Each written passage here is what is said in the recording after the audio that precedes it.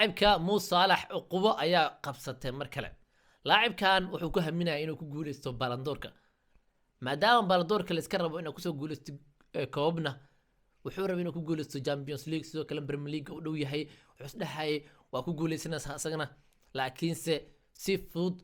أو إن بعادهن ولا بكلن ولا في كوحديسا أيا لا تسيي ولا جربه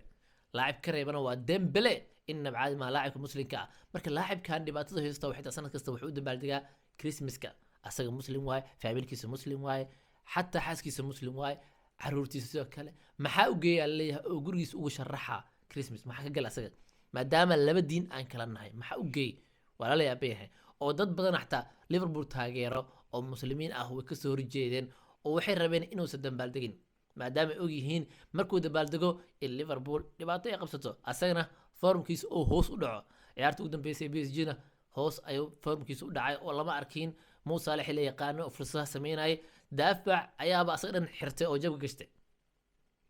laacibka marka fursadiisii waa ka dhamaatay liverpoolna sanadkii ugu dambeeyay contract cusub oo saxiixin uu ka tagi doonaa ayaa la xaqiijiyay marka laacibkan ma soo mari doono fursadda soo martay asagoo iska oynayo markii laga badinayo oo rigoryaashii oo xataa Nunes gafay oo xataa salaami waayay oo ooyin gees ula baxay Liverpool way ka hartay Champions League laakiin Premier League ay ku dhowdahay haddii dhibaato kale aysan dhicin maadaama dhaawacyaal ay ciyaartan ka soo qaadatay oo daafaca iyo sidoo kale weerarka kale marka waa arki doonaa